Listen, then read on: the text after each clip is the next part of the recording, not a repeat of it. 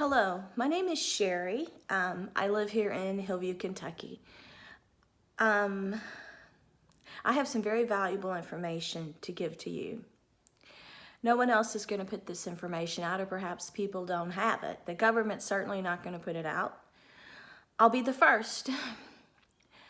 Many years ago, I was a writer, and I went to a conference and put my material out just to see if people could help me polish it and improve my craft.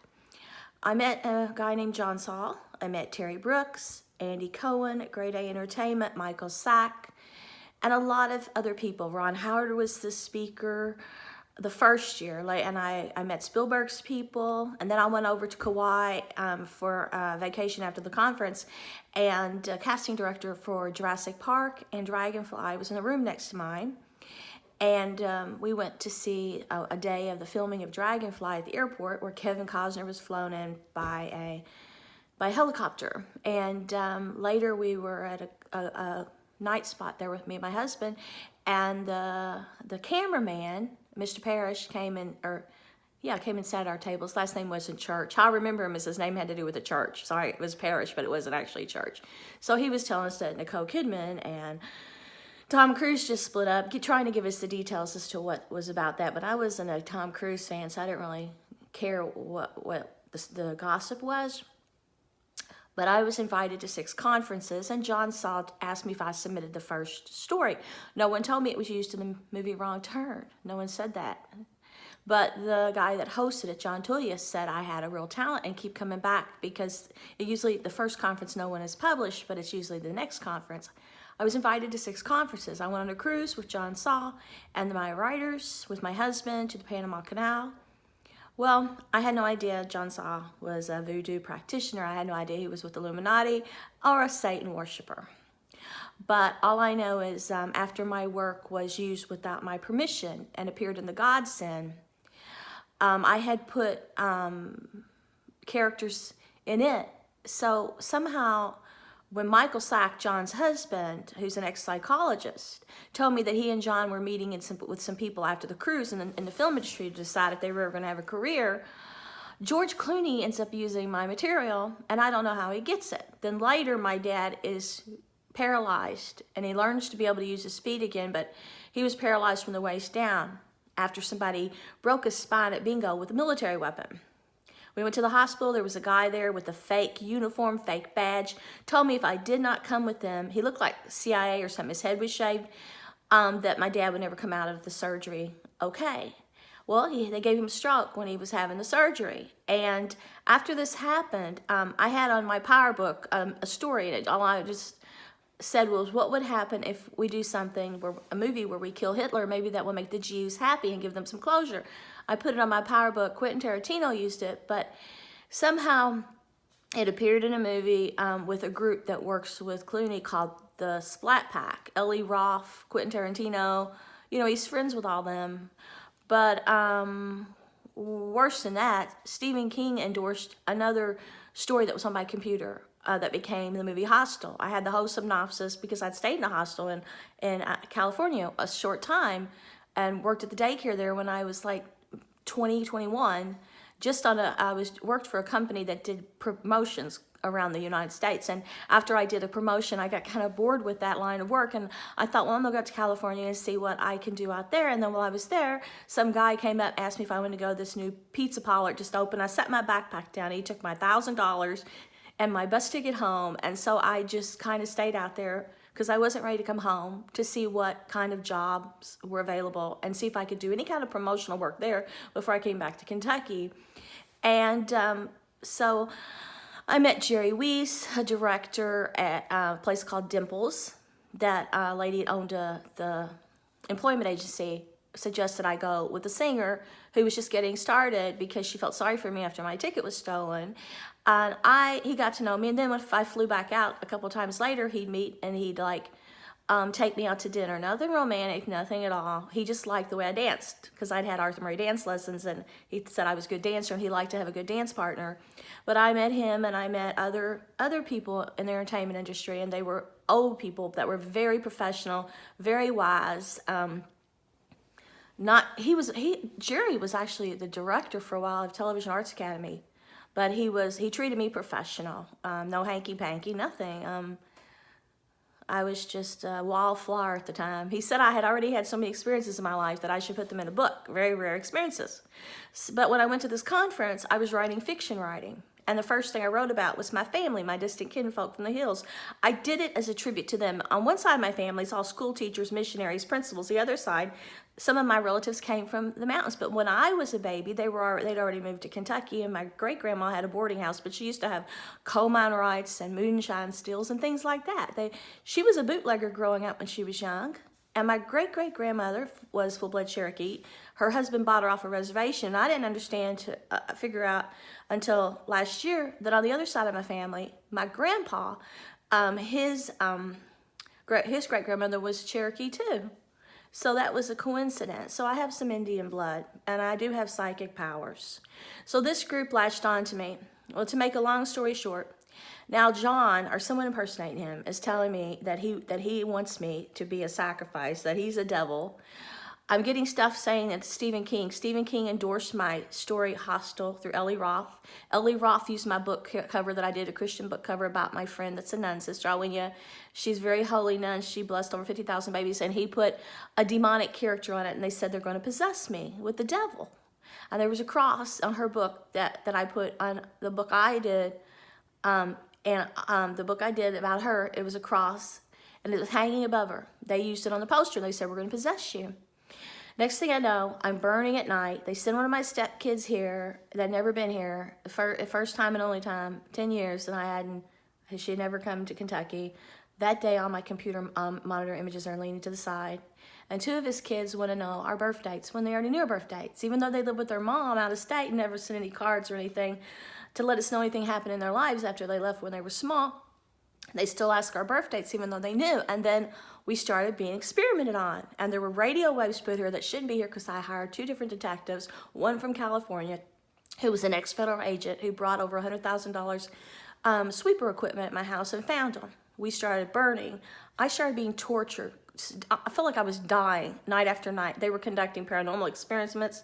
I've been to the hospital a few times, bringing me close to death. I was being followed by military and people in my town that were marking me for some reason. Next thing I know, I'm changing. You can see in pictures. People tell me a transformation's taking place, and they tell me they want to sacrifice me to the devil. And then I start getting things from a foreign leader, and I start getting things again from John Saul, and I start getting these messages that says Stephen King, telling me that they're going to abduct someone in my family, and they're going to, and then I'm getting other threats yesterday from Saul telling me he's going to make me blind, and Disney stuff telling me that I've got to be a slut, and they're doing all these characters in my likeness. I've got several cartoons, different images they sent with my face. One of them was this cartoon named Penelope. They sent another one recently. I'm getting Pixar videos. They're supposed to be me with some alien on my land. They're telling me there's demons on my land. So I take a picture, and I'll show it to you 2 days ago. It's the picture of the real devil. I'm probably the only one that's captured this, the real devil. I have got the devil's impression in every inch of my land in concrete. I took a picture of my creek. It was a devil face. This is real. I put it on the computer.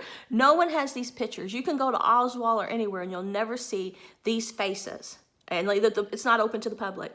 It's everywhere here. It's like he's trying to mark me. And every day I open my door, you can look up in the sky. There's a dragon or the devil's face. Sometimes he looks cute. Well, someone sent me a NASA thing that had this cute little thing. It looks just like a Spielberg gremlin. Only it's got vampire teeth, supposedly coming from outer space. Last night, they told me they were to give my dad this lung disorder, which he's never had before, and that they're going to attack my relatives, and that they're gradually going to destroy my heart if I will not accept the devil. All through the night, I could not draw breath, and it was making me have stinging pains in my head because I couldn't breathe. They were blinding my eyes. When I woke up, I was having horrible pain behind my eyes, killing me. And Saul sent me pictures of my eyes bleeding in a baggie cut out with scissors. Look at his books. They're all about horror. Now, someone calling themselves Saul has finally revealed to me, he said he's a serial killer. Well, this guy named Harold Onefeather, who wrote for the New York Times, he said the guy is a part of the Illuminati. He's a voodoo practitioner. He's a killer, and that he does want to rip your heart out. Well, he did put that in a book called Black Lightning, and that guy was locked away. And I guess he was infiltrated by this group. He had never murdered anybody, but when he got out, he killed someone. John says that he's gay. So if he's gay, what's his interest? Well, the guy that abducted Carrie Stainer's little brother was a gay guy that the government let out after he killed little boys. This group abducts children and does terrible things. They're working with a Canadian group that used to visit his site, and they put these smileys and all sorts of things around the place. But I'm telling you, the real devil is showing himself. And his way of taking my oxygen and hurting my brain is saying, depend on me, or you can't draw breath. I'll give you breath. And I'm like I said to him last night, no, God created me. God breathed life into me. And when I die, my last breath, after I take my last breath, I'll be with God. It was a fight between these weapons that they say NASA's using on me to weaken me, to try to make the beast totally envelop and eventually possess me. So they were attacking every part of my body for all these years, hurting me as an offering to this thing and taking my energy. They said they wore down areas in my brain. They had to break down walls through NASA, through these weapons, until eventually the beast was communicating with me telepathically. The beast is actually getting into people's minds and controlling their thoughts. And it's subtle. They wore me down, and they told me that that NASA did it when the Upinder Singh, a scientist, came up and introduced himself to me after the conference. He said he was doing ozone layer research. I found out later he invented a laser satellite. He was very friendly. Then the next year he asked me to come to Honolulu for a conference. Well, John Sod had all these pictures taken at NASA. I don't know for sure if Upinder Singh is the one who originally started this, but I do know I get NASA things. I get invitations from NASA employees. I get invitations from people that work at FEMA camps, they say, in Pennsylvania. They had my stepdaughter moved to Pennsylvania. I got a call from a guy from Maryland that said if a military investigation was not done, that no one could help me and my husband after his daughter came here. Then later, somebody sends me pictures of her standing in front of President Obama's, it looks like it's a modern limousine. It's kind of like it's gigantic vehicle, but it's the modern version of the limousine. It's like a safety car.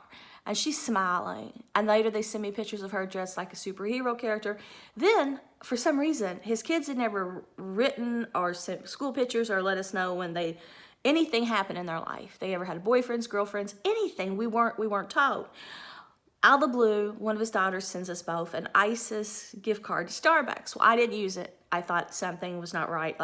And then yesterday I get a little fake felt made it looks like a package, but it's just a cut out little felt thing stuck on my door. Well, I know in John Saw's story, what is it called? Blackstone. Everyone who's mentally impaired by this evil group gets a package and someone dies. And then the devil appears, and I take pictures, but I think these pictures weren't just carved overnight, but we did have all new driveways, sidewalks put down when we lived here, and there wasn't anything on them just a couple years ago.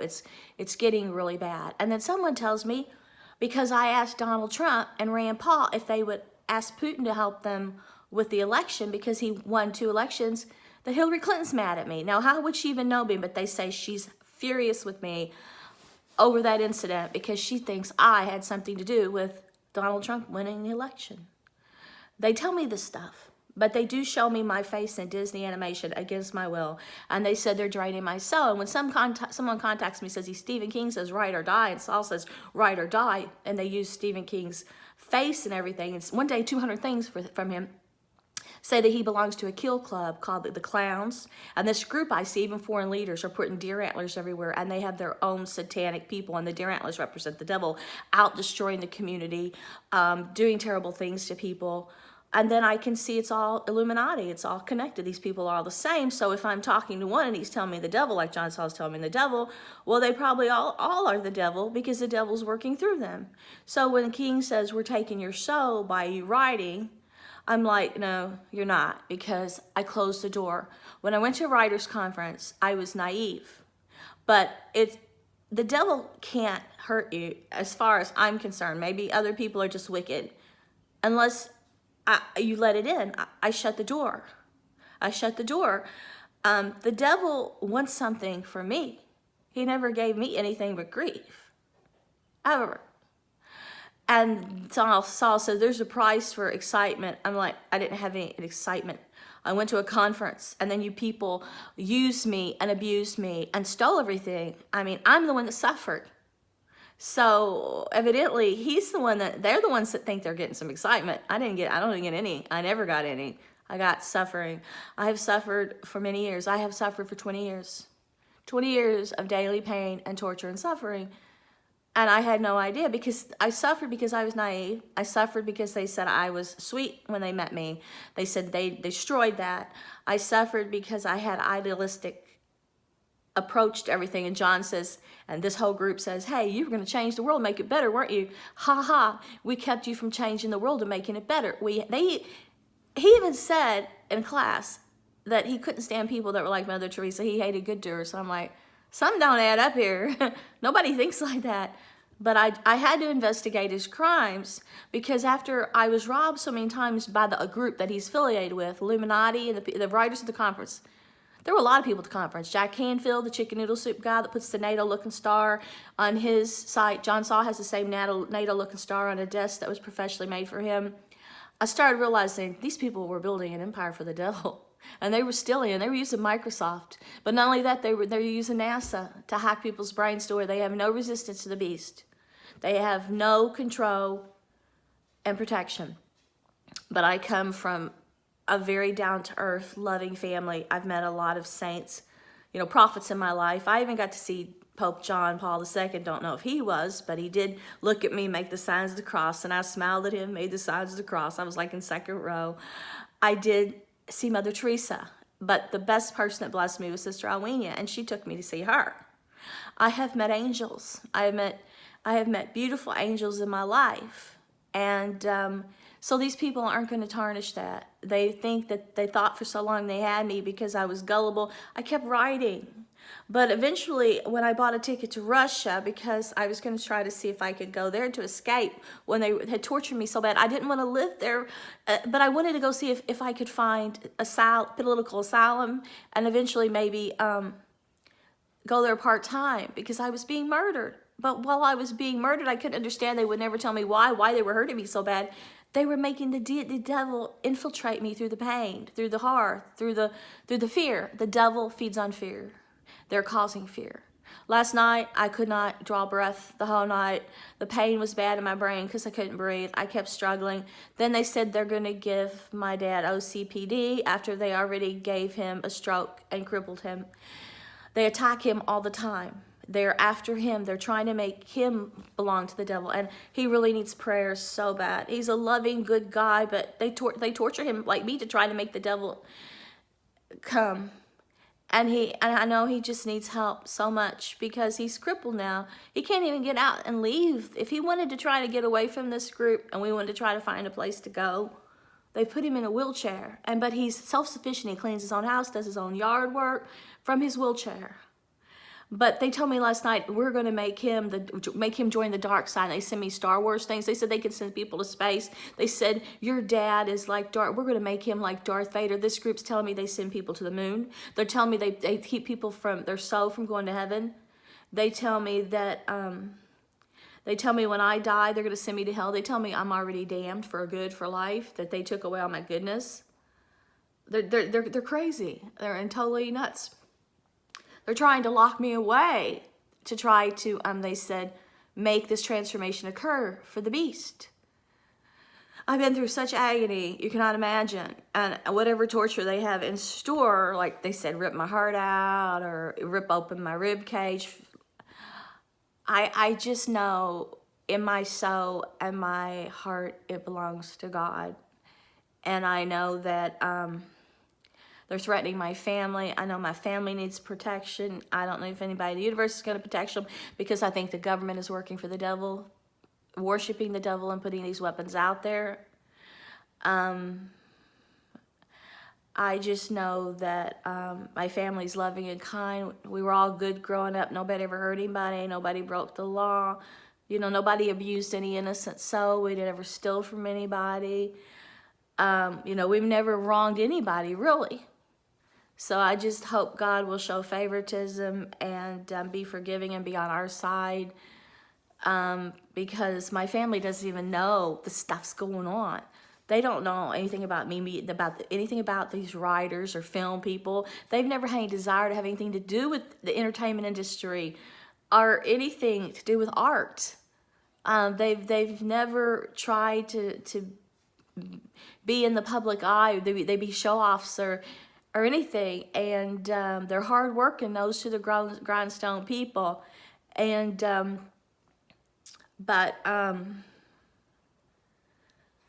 this group wants them to hurt me, and it will try anything it can, the devil will, to hurt me, to try to get me. And they have hurt them by me not being able to spend time with them for several years, because I couldn't with these people following me. And only during holidays, I couldn't. I avoided calling them. I love them dearly, but I had to only associate for Christmas and birthdays and not even visit, because these people would hurt them.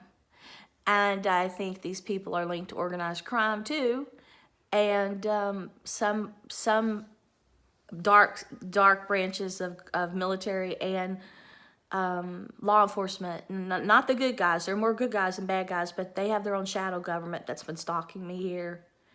And both two of my sons are in special forces, estranged stepsons, and I don't know what's going on in their life. But I do know after that my stepdaughter came here, and I hadn't seen her in 10 years, they all got to go to Disneyland. Justin started wrapping snakes around himself. She was flown to government places and Army and Air Force bases and visited NASA, and the Harvard writer put NASA at his page, and she was staying in high-class hotels and offered a big job when she never stayed in those places since she left her dad. He'd take them to good places. She also, her husband was offered a job with Shell. It was all like New World Order, and she was a very wholesome girl. Last time I saw her, and very pretty. And I just think this group latches on to talent, energy, beauty, anything they think that can make money for the dark side. And then they try to turn them against anybody in their family they can and alienate them so that they can use them further. The beast is after who he can, who's weak. Like me, I was trusting, childlike, you know, that made me weak. And I remember him telling me now, when I first met you, you were beauty and innocence, too powerful to resist. And he says, and I wanted to destroy it.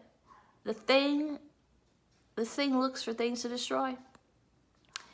The devil loves to destroy your godliness and your light and your energy and your love and your rosy outlook. And this thing says, I wanted to destroy your rosy outlook and make you worship me and lose your virtue.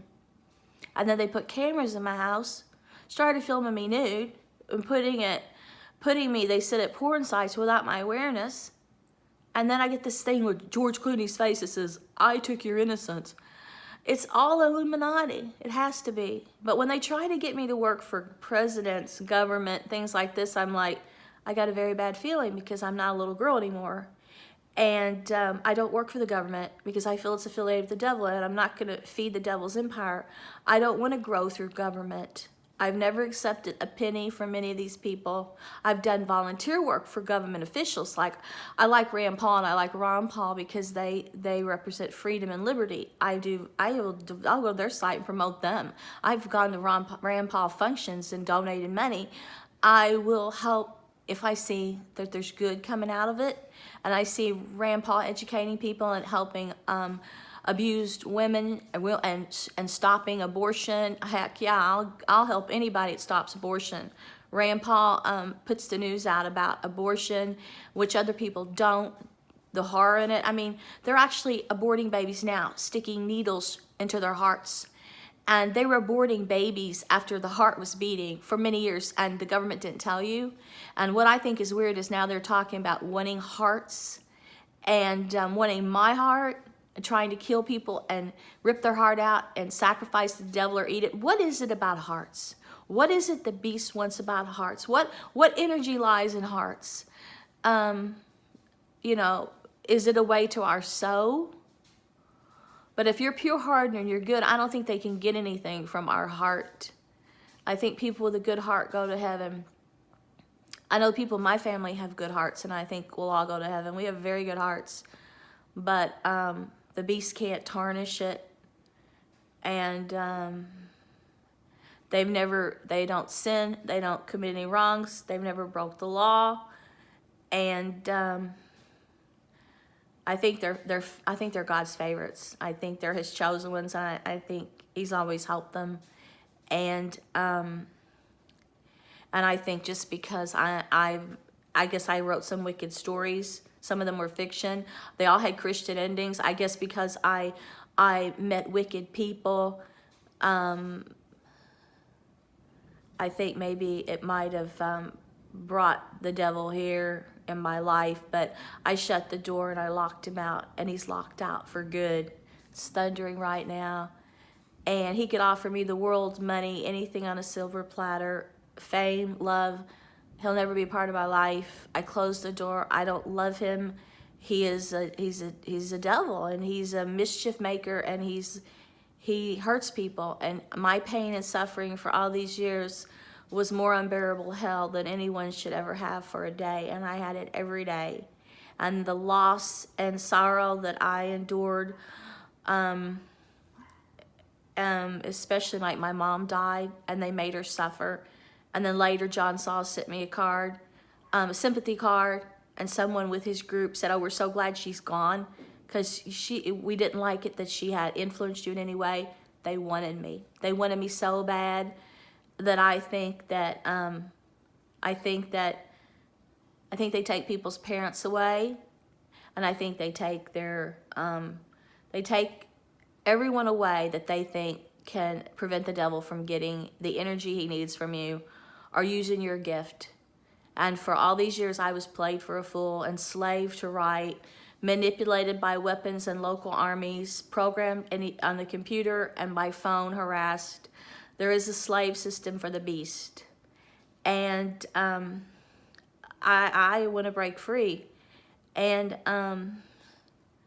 I've been abused for too many years. I know what darkness is now. I'm not an innocent anymore. What virtue I have left is for God, and I'm on the path with God now, and I'm staying on that path with God, and I'm keeping my virtue on the paths of righteousness, and I'm heading for God. And you can do the same thing if you believe in your heart and soul that you're a good person.